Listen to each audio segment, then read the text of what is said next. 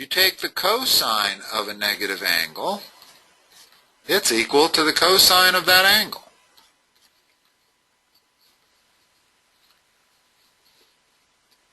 And that's helpful in doing some of these because you can kind of eliminate the negative sign sometimes. Mm-hmm. Notice that the arctan of just root 3 would be pi over 3. So the arctan of minus root 3 has to be minus pi over 3. Okay. Okay, so you can use these two here to just kind of eliminate the sign here. And if we were dealing with arc cosine, then that negative sign means it's in the second quadrant if we found a negative sign here. All right, let's see. Give the exact value in radians. Okay, this one you should have had pi over 6 for 7. Mm-hmm. You see why it's pi over 6?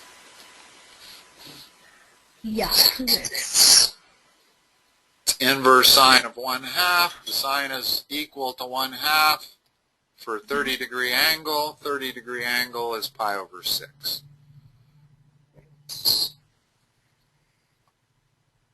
You want to do all of them here? It looks like you haven't done the odds yet. You want to go back to doing the odds on these? Since that's I did the odds. I just did it on a separate sheet of paper. You did them on a separate sheet of paper. Yeah. Okay. So let's do the number 10. Oops, hold on. So using number 10, I can take advantage of this. Well, not really take advantage of it. I'm sorry, I can't. Let's ignore that for the moment. What angle is the cosine equal to negative 1/2? What angle is the cosine equal to positive 1/2? 30 degrees. No, that's sine. Oh. So if I look at my two 60. triangles, yeah, if I look at these two triangles over here, the cosine of 60 is adjacent over hypotenuse, so the cosine of 60 is 1/2. Mm-hmm. So we know we're looking for an angle that is 60 degrees or pi over 3. What quadrant is it going to be in? Because of the negative 1/2. In other words, it can't be 60 degrees, otherwise we'd be looking at plus 1/2. Can't even be minus 60 degrees, because we'd still be looking at plus 1/2. Mm-hmm. Where is cosine negative? In the second? Yeah. All students take calculus. Mm-hmm. Tells you that cosine is negative in the second and the third. But when you're talking inverse cosine, you have what are called the principal values, which are the values your calculator gives you. If I put this into my calculator, I'm going to get 120 degrees. In other words, I'm going to get the equivalent angle in the second quadrant that is equivalent to a 60-degree angle in the first quadrant. Well, that means this reference angle has to be 60.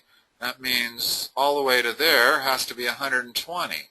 So it's a 120-degree angle I'm talking about, which is 2 pi over 3.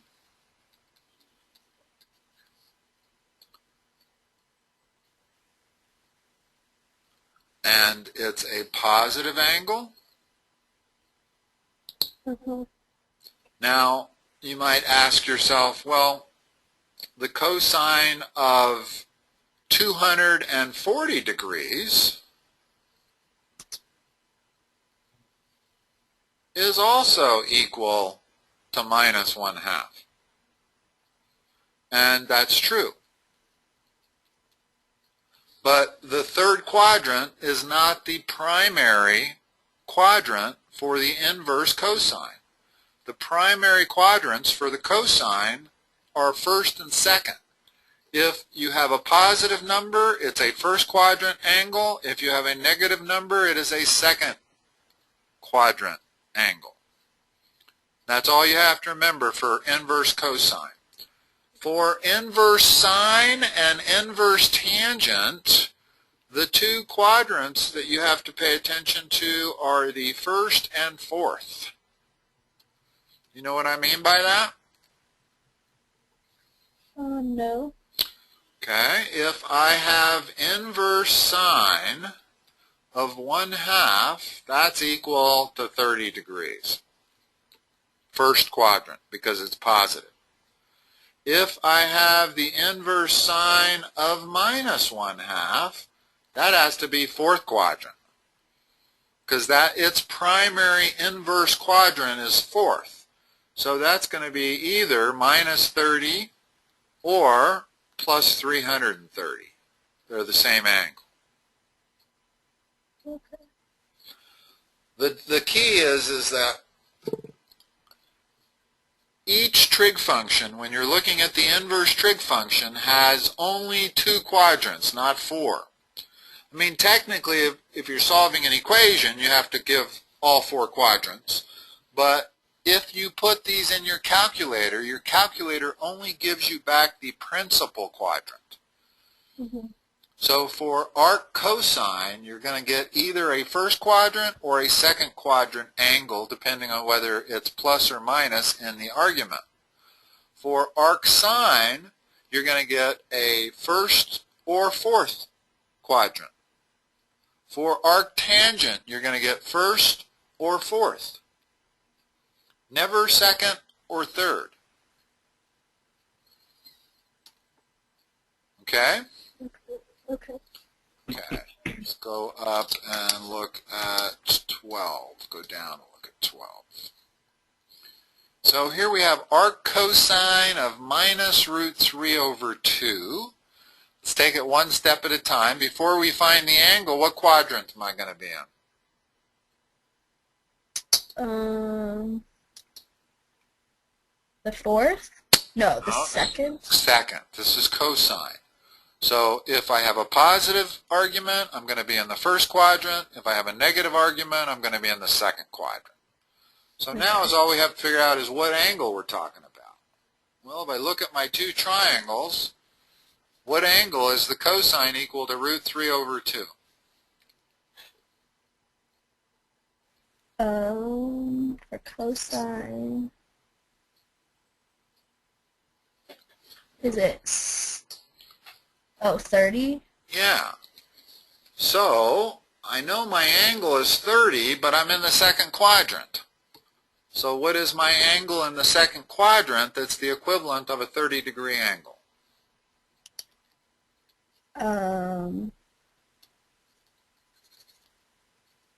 Is it 150? Yeah. Yes, it is. In other words, the formula you always use is 180 minus theta. Okay. So when theta is 150, my reference angle is 30, and that's what I'm looking for, is a 30-degree reference angle. Okay, but the answer is 150. Okay, so you couldn't use 30 as No, an answer. because if this was a plus, the answer would be 30.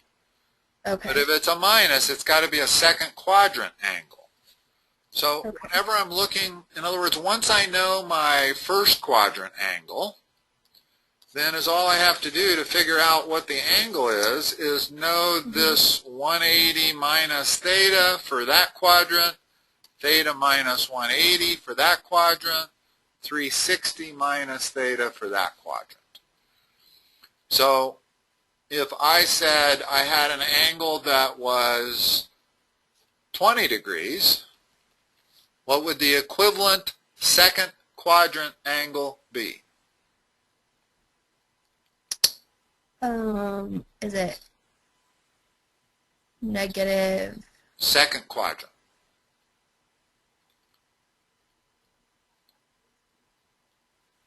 In other words, I've got to solve this equation. 180 minus theta has to equal 20. I move the theta to the other side, 160. Okay.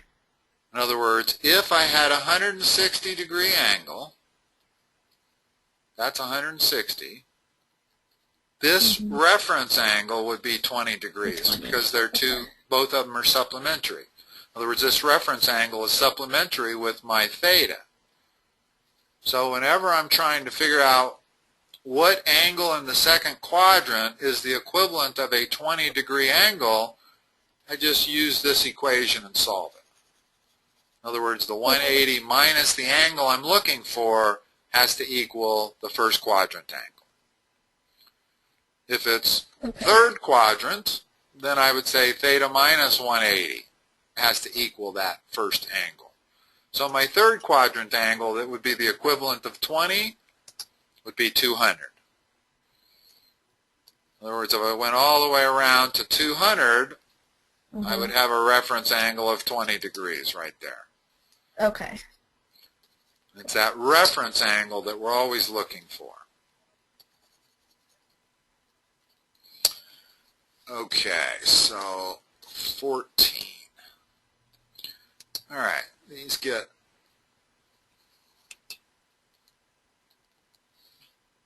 always work from the inside out. In other words, this is going to give us what? A number or an angle? The inside out. An angle? Correct. And then I'm going to take the cosine of that angle. Okay. So what's the arctan of 0 equal to? 0. So what's the cosine of 0 degrees equal to?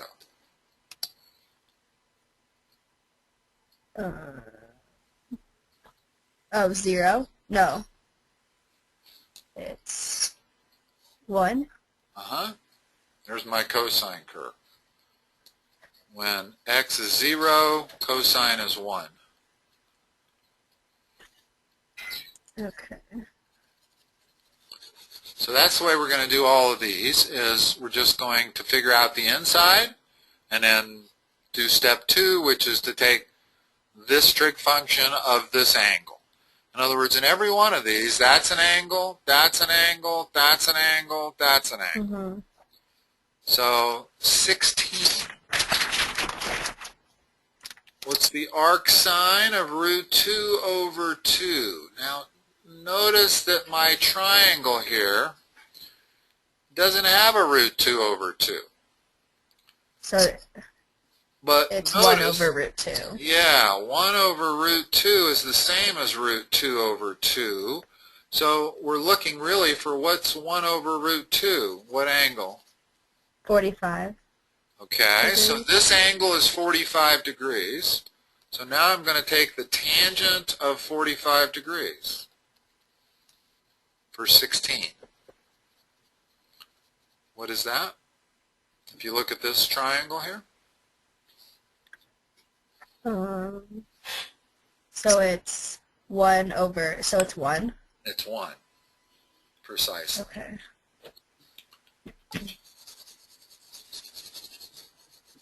So 18, what's the angle? Arc sine.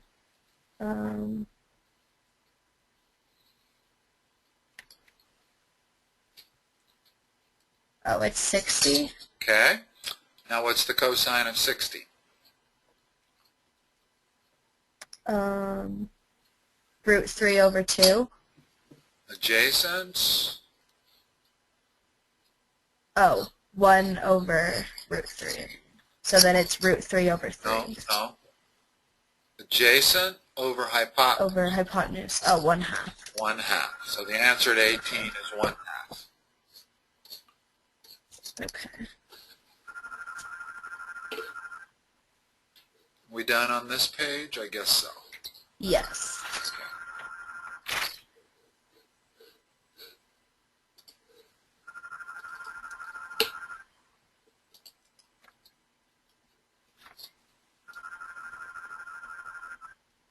This is some pretty good trig.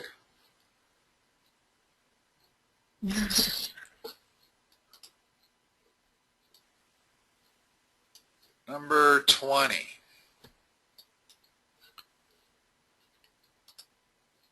What's the angle? Ooh, this must be, yeah. Are calculators allowed on this part? Let me It's see. hard to prevent you from using your calculator, especially if it's homework. No. They're not. Yeah, well, on our test, she has like 2 sections, like a no calculator and a calculator. Okay. Why is B the answer to 20?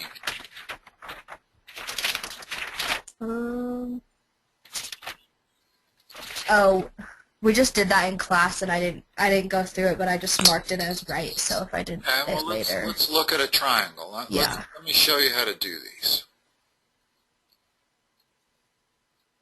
I don't have a calculator, so I don't know what that angle is. I'm going to call it theta.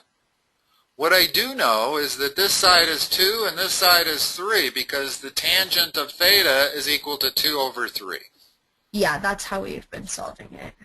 Okay, so what is the cotangent of theta? Okay, 3 over 2. In other words, as long as I know this dimension and this dimension, well, then I can take the cotangent of that angle without knowing that angle. I still don't know that angle, and I don't need to know it. But I can still figure out the cotangent of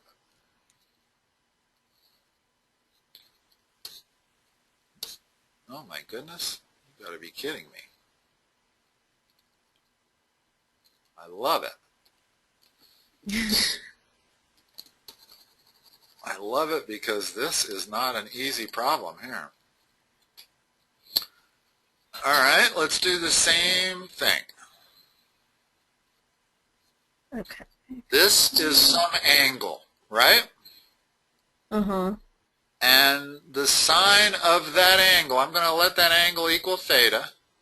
The sine of that angle is 3 over x. So I can put 3 there and I can put x there. Now, to figure out the cosine of that angle, I need to know what this bottom dimension is. Well, what is that bottom dimension? Using the Pythagorean theorem, what is that bottom dimension? Remember, it's always square root of something. Oh, yeah, I forgot. It's the square root of 3.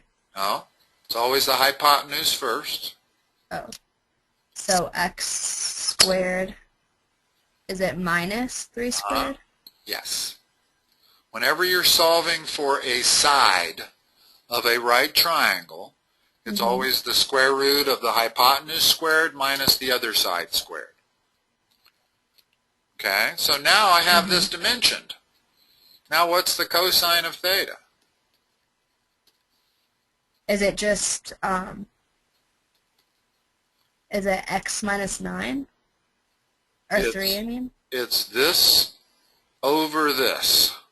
It's adjacent over hypotenuse. So it's the square root of x squared minus 9 all over x. B. Okay. In other words, that's the way we're going to do all of these, exactly how I've done the last 2. I'm going to erase these 2 triangles because I don't think we need them anymore. The degree of difficulty has gone up. So we're no longer dealing with just angles that are 30, 45, or 60.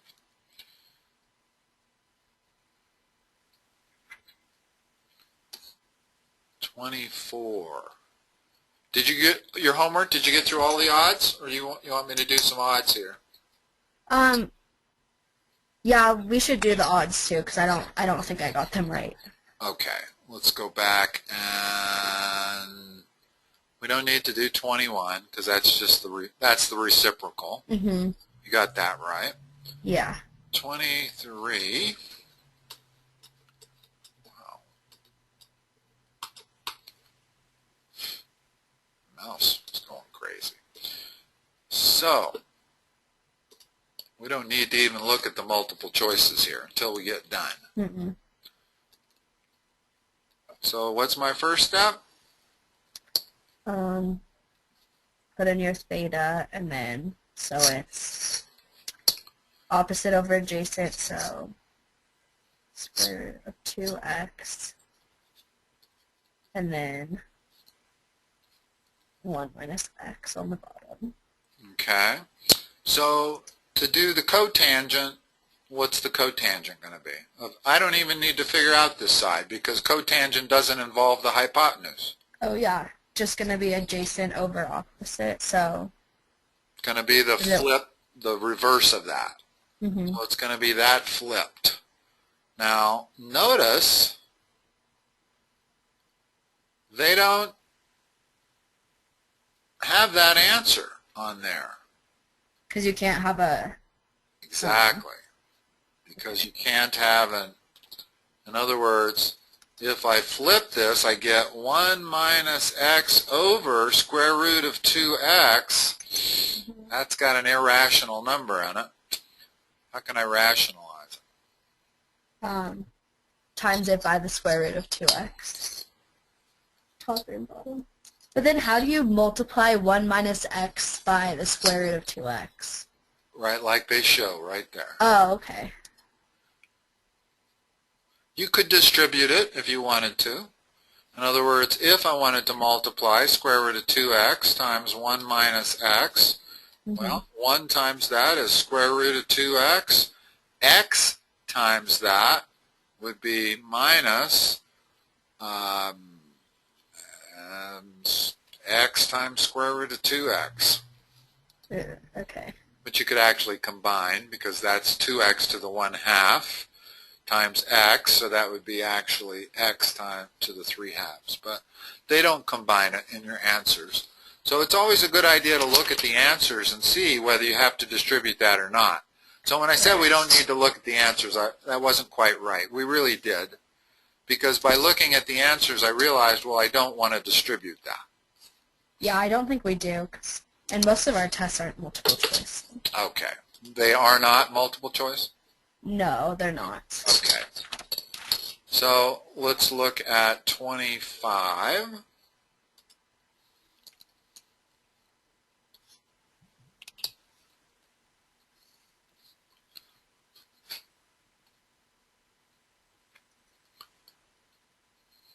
So this whole section, we're going to do them all the same way.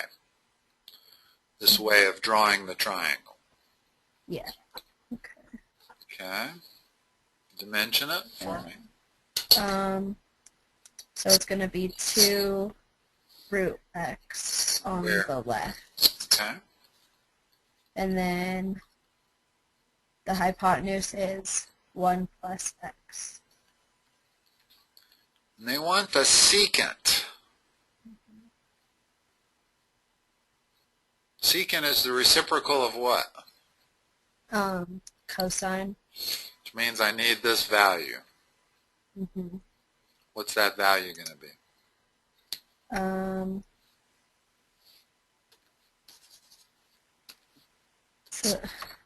So it's 2. No, start with the hypotenuse. Everything inside has to be squared. Oh, right. Okay. So what is it?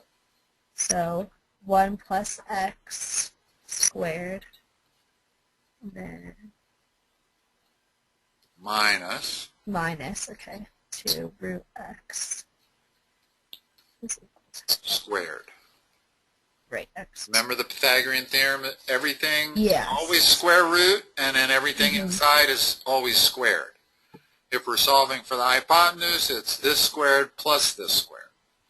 But in this case, we were solving not for the hypotenuse. So it looks like, if I look at my answers on 25, looks like I can probably reduce this or simplify what's down here. So let's simplify it. 1 plus x squared is 1 plus 2x plus x squared, right? Mm-hmm. Minus 4x. So all of that is equal to x squared minus 2x plus 1. Well, look at that. What is that equal to? What is the square root? What is this equal to? Factor it. factor that quadratic. What do you get? X plus 1. Squared, right? Yes. In other words, you get x, no, you get x minus 1 times x 1 minus squared. 1, Right. which is x minus 1 squared. So in place of this, I can write x minus 1 squared. And now when I take the square root of that squared, I get x minus 1. So this whole thing down here is x minus 1. Okay. Now we're ready to figure out what the secant is. Right. What is it? So 1 plus x over 1 minus x. Over x minus 1. Oh, yeah. They're not the same. X minus 1 is not the same as 1 minus x. Oh, yeah. Okay. So it's D. Okay. Oops, hold it. What was it? 1 plus x over x minus 1. Mm-hmm. Uh-oh.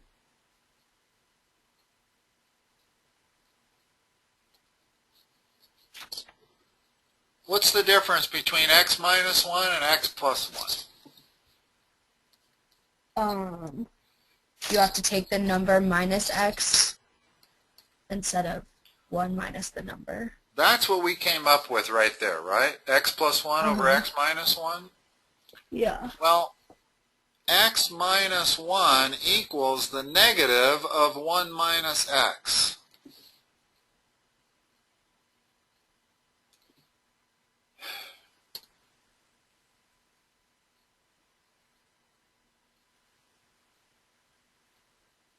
She still doesn't have the right answer. I know. What the heck? I think she just made a typo, to be honest. Yeah, I think she did too. I think she meant to make this x minus 1, and she made it 1 minus x. Yeah. Unless I did my math wrong. Could I have done my math wrong? I don't think so. No, because that thing factored into x minus 1 squared. Yeah. So it came out to be x minus 1. This side definitely is x minus 1. Now, x plus 1 over x minus 1 would be equal to the negative of x plus 1 over 1 minus x. That's a true statement. But that answer isn't on there either. Oh, yes, it is. No, it's not. No. It's not on there. So, very good. You put a circle with a question mark. You knew something was funny.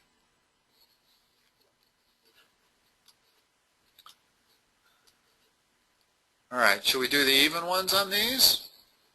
Yes. Starting at 20. You did 20 correctly. Yes. We did 22 already. Yeah, so we just need to do 24. Let's do 20.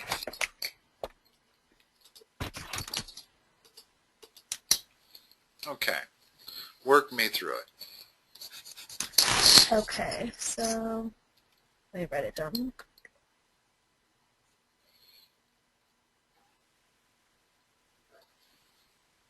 Okay, so draw the triangle and put theta.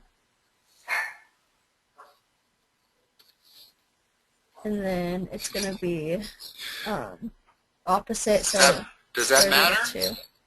Oh. I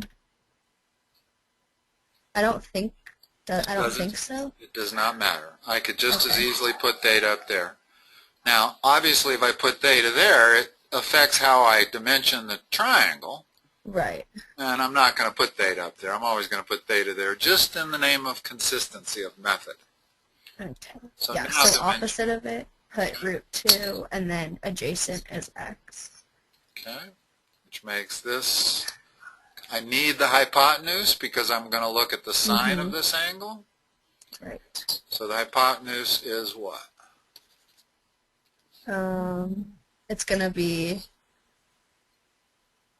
the square, or root 2 squared No. plus... First words out of this- your mouth should always be square root of, just so Right. you don't forget it. Now, it's possible it'll end up being a whole number, but still you always want to say square root of. No matter which side you're solving for, whether it's the hypotenuse or one of the other sides, it's always square root of what goes inside here. Root 2 squared plus x squared. Good. Which is square root of what? Which is... What's the square root of 2 squared? 4, No? it's just 2 plus x squared. That's the hypotenuse. Okay. 2 plus x squared. So now what is the sine of this angle? So sine is going to be root 2 over the square root of 2 plus x squared. And then Wow. we're going to have to times. Are they going to make you rationalize that? Yes, they are. Yeah. They are. Notice all the denominators are this bottom thing squared. So I do have to multiply by what? The square root of 2 plus x squared. Right. So square root of 2 plus x squared goes in the top, gets rid of the radical sign in the bottom, and I should have an answer that looks something like that. I don't. Okay, why? Because we have to factor it. Got to distribute it. Right. Okay, so if I distribute the 2, the square root of 2 times square root of 2 is 2. So I really, in the numerator, should have 2 plus root 2x squared. What did I say? You can't do that. You cannot do that. You cannot distribute through the radical sign. In other words, this, as long as that x squared is inside the radical sign, and it is, I cannot distribute that.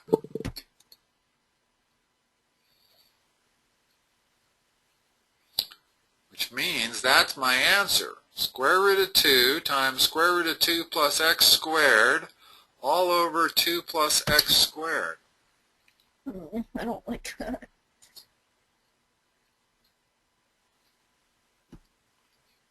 What are they doing to us here?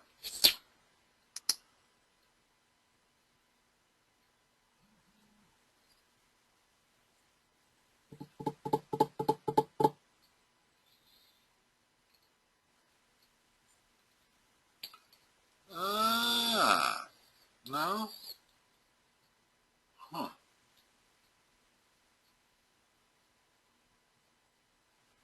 Our original answer was, we're looking for the tan?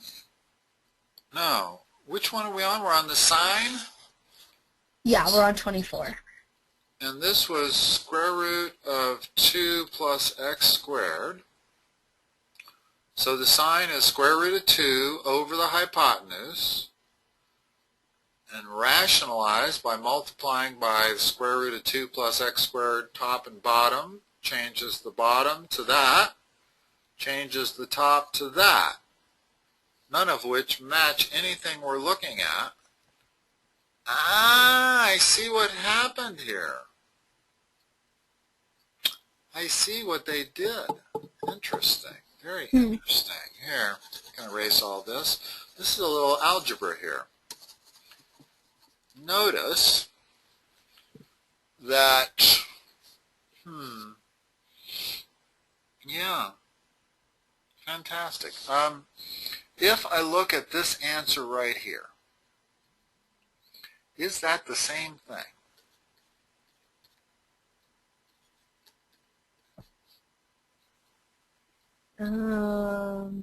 Yeah, because you're just adding, right? Exactly. You're just like...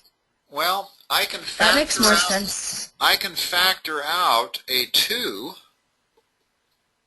as a square root. In other words, if I factor, normally you take whole numbers out, but I could certainly take out the square root of 2 from that, leaving behind 2 plus x squared, which is what I had. That's what that is. So that right there is the same as that. So it can be distributed. How come I never knew that? That's really strange. In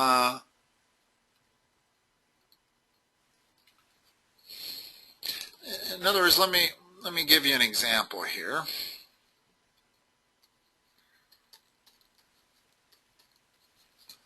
Let's simplify this expression I just wrote there.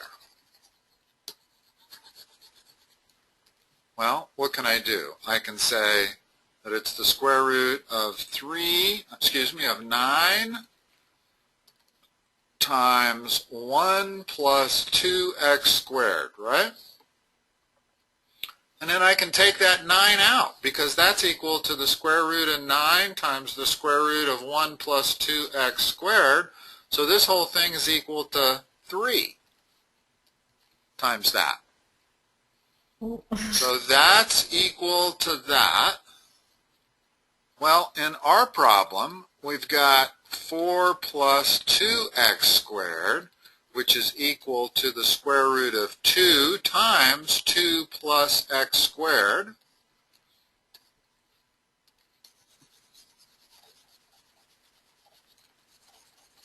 Which is equal to the square root of 2 times the square root of 2 plus x squared, which is the answer that's the answer we came up with.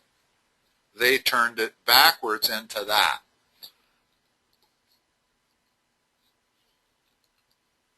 Which I'm not sure I ever realized you could do.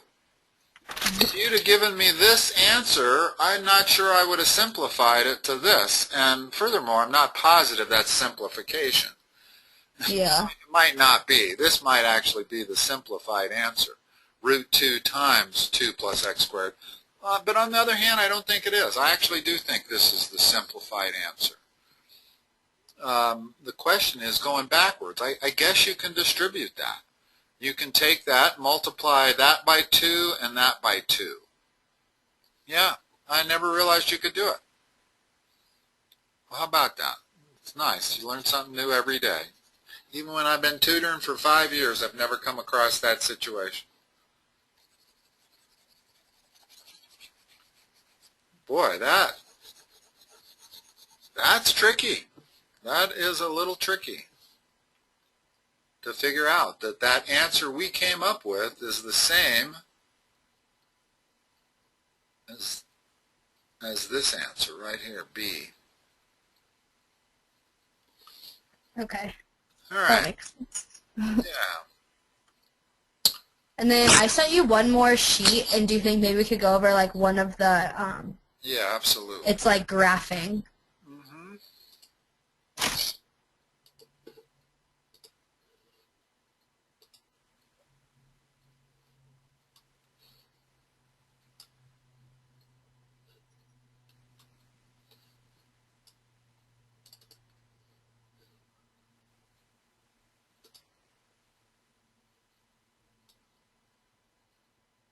Which one? Let's see. Let's do.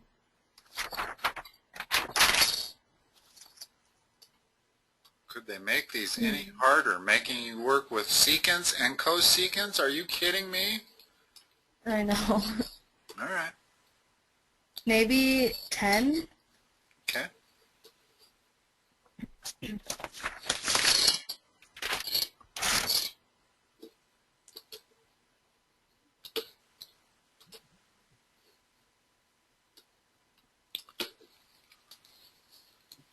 All right. The key is to know the sinusoid equation.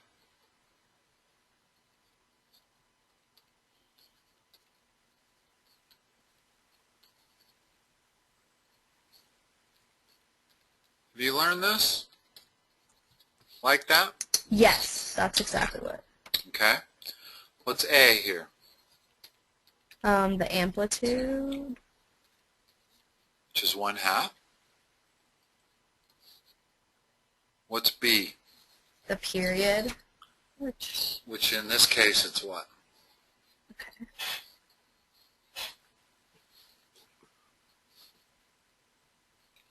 Notice the difference between the equation we're looking at and our standard. Notice that B needs to be outside the parentheses, not inside. The problem they gave us, it's inside. This 2 is B, but it's inside the parentheses. So the first thing we got to do is factor it out. In other words, I'm going to write this equation like this.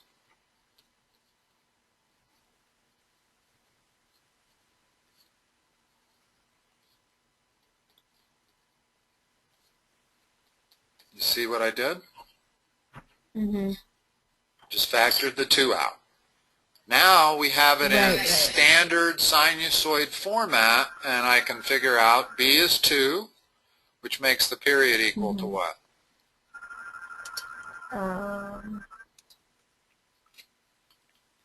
Is it 2 pi? Period is always 2 pi over B. So if B is 2, oh, it's pi. Period's pi. Okay, we're well on our way to being able to plot it. We've got a period. We got an amplitude. What is C?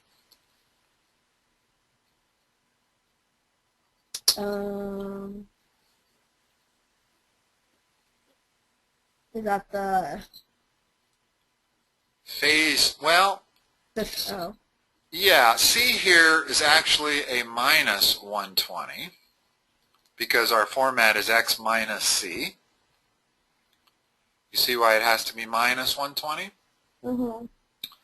Which means what? The phase shift is which way and by how much?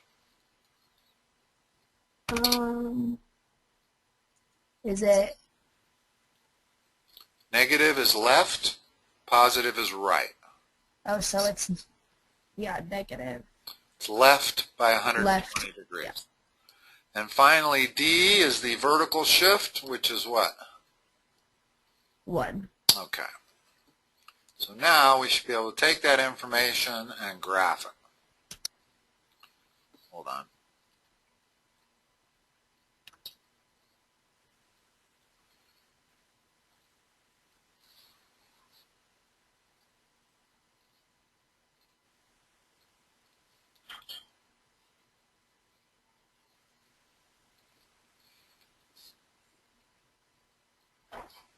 So the amplitude of 1/2 means what? That it, does it go up a half and down a half? Well, let's talk about cosecant. Cosecant is reciprocal of what? Sine. Right. So if I have my sine curve, I know that the cosecant sits on the tops and the bottoms of the sine curve, right? Because when the sine is equal to 1, the cosecant, the reciprocal, has to be 1. When the sine is minus 1, the cosecant has to be minus 1. So if I draw my sine curve dotted,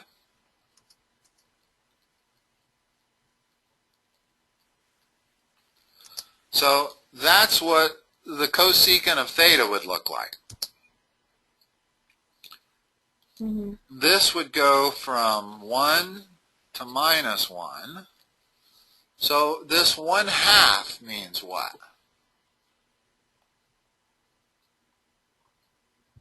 An amplitude of 1/2.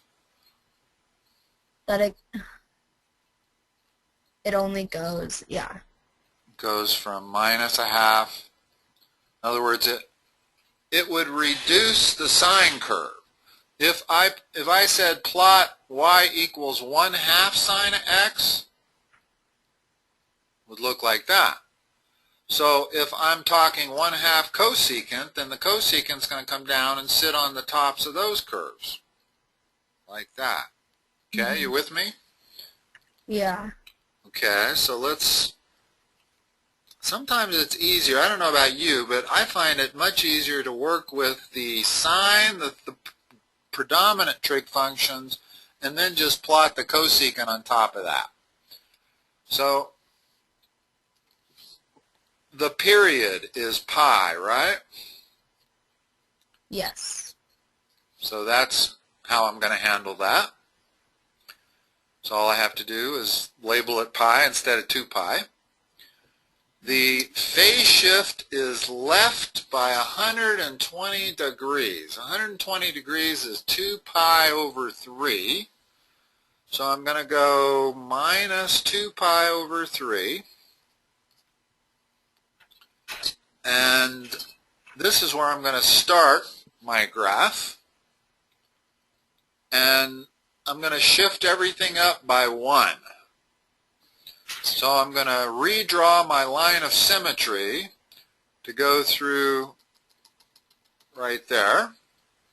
So first of all, let me draw my sine curve that would fit this.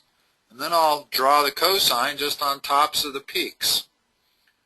Okay?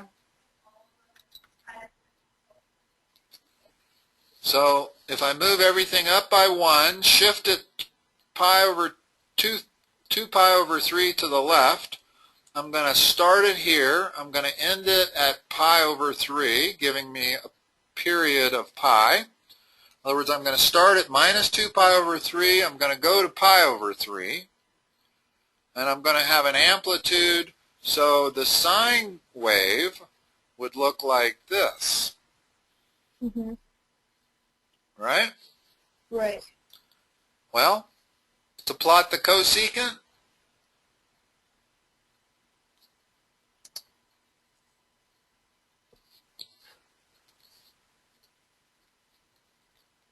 there you go. Okay. One of the keys when you're dealing with a phase shift is to find your starting point. You'll notice I found my starting point of 2 pi over 3, of negative 2 pi over 3, which was a shift to the left of the 120 degrees. And my period was pi, so it's got to go 360 degrees from this point to this point. And you got to draw the entire cycle of the curve between those 2 points. That's the best way to handle phase shift. I used to handle it a little differently. I used to draw it non-phase shifted, the whole curve, and then just slide it left or right by the appropriate amount. But I found that it's actually easier to find your starting point, add the period to your starting point, that's the ending point. I knew my starting point was minus 2 pi over 3. I added pi to that to get positive pi over 3 as my ending point.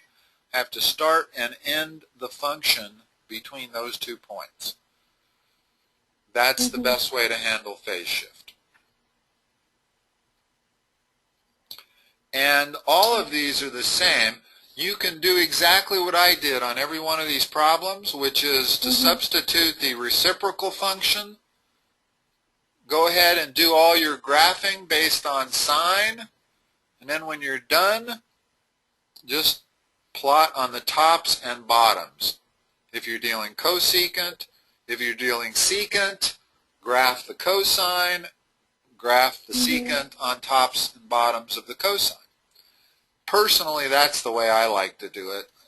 If you're getting to a point where you can actually think in terms of cosecant, well, that's a different story. You're better off.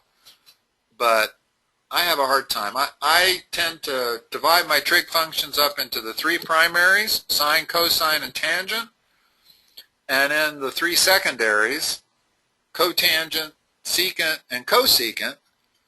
And I don't even think of memorizing the chart for the 3 secondaries. I think of graphing them based on the 3 primaries. In other words, I would almost have to graph sine before I could graph cosecant. Right, yeah. In my head. Mm-hmm. In my head. But there's nothing that makes that the wrong way to do it. That's a perfectly good way of doing it. Okay. Especially when they're going to give you problems that are all secants and cosecants. I mean, that's almost torture. That's almost... It is. I mean, seriously. Math is torture. Well, it shouldn't be, is the problem. It shouldn't be torture. They should start you off with sines, cosines, and tangents so that you can understand the sinusoidal function. And furthermore, they're putting b inside the parentheses on every one of these. Mm-hmm. So for 8, the first step, I got to factor out that 1/2. Mm-hmm. So b is 1/2, but c is 45. C is actually minus 45 here for 8. And this one, there's no phase shift, so it doesn't matter whether b is 1/2, regardless of whether it's factored out or not. Over here, they did the same thing. They stuck the 2 inside the parentheses. This leads me to believe that your standard might be this. The b is inside. No, we never. No? Your b is always outside? Yeah. Okay. Just based on the problems they're giving you, they're always putting the b inside, which just forces you to do more work. Yeah. In other words, if the b is outside, you can look at c, and that's the phase shift. But if the b is inside, the phase shift is this divided by b.